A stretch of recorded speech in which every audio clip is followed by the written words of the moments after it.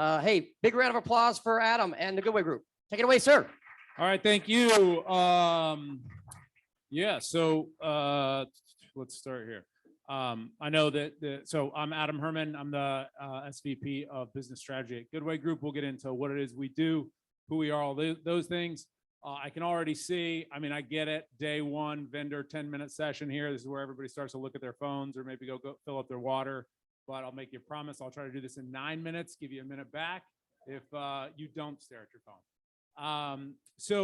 Goodway Group, let's get into that. So, and I have to keep this up here because I made up a bunch of statistics I'm going to rattle off to make you guys feel like I know what I'm talking about. But here's the deal. So Goodway Group, we've been around for about 90 years.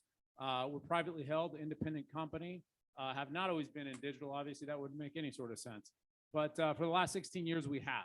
And so we consider ourselves a marketing services company rooted in digital and focused on helping brands win in the new economy. And I'm going to describe kind of what that is because I think it's pretty applicable to what we're all experiencing and dealing with. That means that we are tech and data led. So as a company, we build technology product on behalf of our clients to help them tackle big, meaty media problems. We execute and plan digital media campaigns across channels and across different screens. But what we're really focused on is the analytics and the measurement side and helping brands really attach digital invested dollars to a business KPI or a business metric. We try to break away from a lot of the vanity stuff that you see in some reportings and some dashboards. And we want to talk to companies about profitability and revenue driving metrics and things like that. So that's what we do. What I'm going to do up here today, though, is actually, I'm not going to show any charts. I'm not going to talk about any case studies or client work that we've done. I'm going to share 4 perspectives, 4 thoughts. They come from conversations we've had with clients, things that we see happening in this space. The best thing that can happen is you completely disagree with one of them, and that way we talk in the hallway. And you're like, what are you talking about up there, guy? And you know, if that doesn't work, then I'll just harass you at the beer and the yacht tours and try to tell you more about us. So we'll see how it goes. So to start, let's talk about the new economy and what I mean when I say that. So if we go back, I don't know, 3 years ago, before any of us had heard the word coronavirus, you kind of had this interesting thing taking place, right? You had a millennial group that we had all like pounded our head against the wall to try to understand how they consume, how they buy. You know, they were so different than upcoming generations before. And they were starting to get a little bit older, right? They were reaching the higher income earning years of their professions. They were buying houses, they were having families, and we were starting to understand that.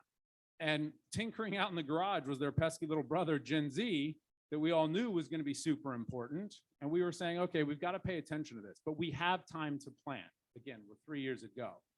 At the same time, conversations were starting to take place about collapsing media funnels, converging media channels, and this idea that it was, data is king. And things like CDPs were starting to come about. People were starting to discuss that. And it's like, okay, well, we can gather all this first party data. We're really going to start to make sense of it. And then the pandemic came along, right? And we believe that it accelerated everything across all of these areas. Suddenly, nobody wanted to talk about millennials anymore. It was all about Generation Z. And suddenly, the converging media channels, the collapsing funnel, and data became a really hard thing to understand. And that's what we do as a company. We partner with brands in the QSR space to help them understand this world and continue to build marketing campaigns that work for them. We've done this with companies like Wendy's, McDonald's, Einstein Bagels, Taco Bell, and DoorDash, interestingly enough. So we've got some experience with what we're doing. Let's see, I think that's a good time to go to the first perspective here. Or not. Okay, there we go. So as predicted, so like I said, just going to share 4 thoughts with you guys. As predicted, today's consumer is unpredictable. I don't know if anybody had the incredible pleasure of listening to the McDonald's latest earnings report. Everybody sit down and really absorb that. Yeah, okay. Well, their CEO, Chris, can't pronounce his last name, something with a K. He came out and he talked about what their goal is as a business when it comes to understanding their guests. And he said, our goal is to know 40% of our guests and know them intimately well. And then he said, and today we believe we understand and know about 5%, which I thought is insane.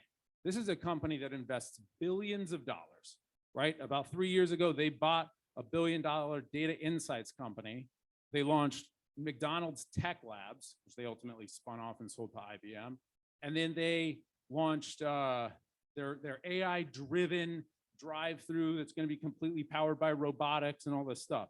And you think about this investment in infrastructure and where they're putting their money out there, and they're doing it only knowing really 5% of their guest base.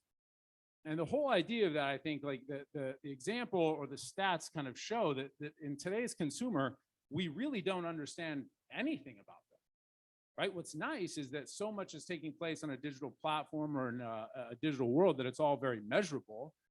But the curse of that is that it's all taking place digitally and it's all very measurable. And because consumers are now so fragmented and operate in ways that we can't really understand, the volume of data that we've collected is actually paralyzing brand marketers.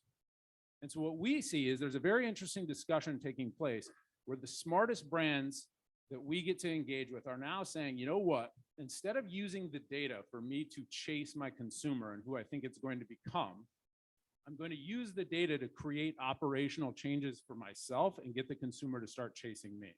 And those are two very different things because it starts to impact things like what are the items that go on a menu? What are the price points, right? What are the values that your company might stand for in terms of recruiting? It's all starting to change and disrupt some of those things. The Great Resignation becomes the greater era of innovation. So I was an economics kid back in the day, and watching the Great Resignation headlines is super interesting. I think we could all probably agree what will be more interesting is when we see the Great Boomerang return, which inevitably I believe has to take place for our society to continue. But this Great Resignation is interesting because it's really ushered in this time of incredible innovation. So things like ghost kitchens and contactless payment, like all of that, I think was scratching the surface of innovation and got really rushed to the forefront. But the interesting things we see are concepts like Taco Bell's Defy. I don't know if anybody's seen that. These are these concept stores they've now launched. It's similar to like the Amazon bookstore where no one works there. And you can go in and you can pick up your own food. You can make a cocktail. You bus your own table, service yourself, but you control the experience that you're in. And then I want to say it was this, my former friend from Chipotle, he could probably keep me honest, but I think Chipotlanes became a thing. There was like 6 concept stores that were just going to be Chipotles with up to 3 drive-thrus dedicated to picking up food. And what's interesting about these like little innovative ideas is now a recent study comes out, and this is kind of sad, I think, but like 45% of US consumers now say they would rather not talk to somebody in their checkout experience, right? And I think you saw this years ago at the grocery store when suddenly you could scan your own stuff. But now every other person doesn't want to talk to somebody. So imagine what kind of innovation that has to bring to the businesses that we run. Convenience killed brand, but it will rise again. So this is one that is less, I guess, stat based. Though I do got one, it's kind of made up. But the idea is like we've been in this era of performance marketing, right? Where everybody like rushed to the bottom of the funnel because everything was so measurable. And I don't think it's a belief that you need to abandon any of that type of thing. But the fact is everybody rushed to the bottom of the funnel, it whitewashed everything at the top. And it's an interesting experience, right? If you go to Amazon and you look up men's running shoes, right? You'll see Nike and you'll see Adidas and you'll see Reebok and you'll see all that stuff. And then you'll see about 50 other brands of shoes that look the exact same, that are priced the exact same way, that have the same number of reviews. And all you're really looking for is that little blue thing that says that they're going to be on your doorstep tomorrow. And so what has happened is like brand has been destroyed because we've all run to the bottom of the funnel. But as we've squeezed all of the juice out of those lemons, we suddenly have to start to think about how brand becomes a thing again. And I think this plays well into some of the things that we're talking about when we say that funnels have collapsed, right? I think there's been a decent amount of conversation about CTV, but starting to think about CTV as a performance type of channel or a blend in your performance media dollars, that's more and more the conversations that we're having. And we really believe that there will be this resurgence of brand. We call it brand 3.0 in our walls, that has to take place. Performance marketing can no longer just exist on its own. I guess the stat I will tell you guys is Deloitte went ahead and they did a survey of a bunch of CMOs, and they asked them for 2022, coming out of the pandemic, whatever that means in terms of their language, what was the priority list of things that they were concerned with? And the number one thing on that list was brand strategy. It was above measurement. It was above ROI. It was above data science analytics, all of that work. Brand strategy. They were calling out that they have to really sit back and think about what it is they're going to do from a brand perspective to be different.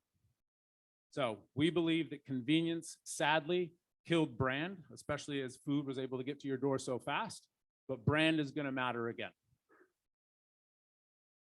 The last one is the acceleration of digital transformation. This is really just kind of like the end slide.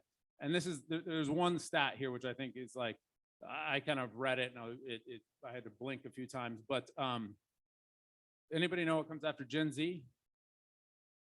What is it? Gen Alpha. Did you know that we're one more school year away from Gen Alpha, the oldest members being teenagers?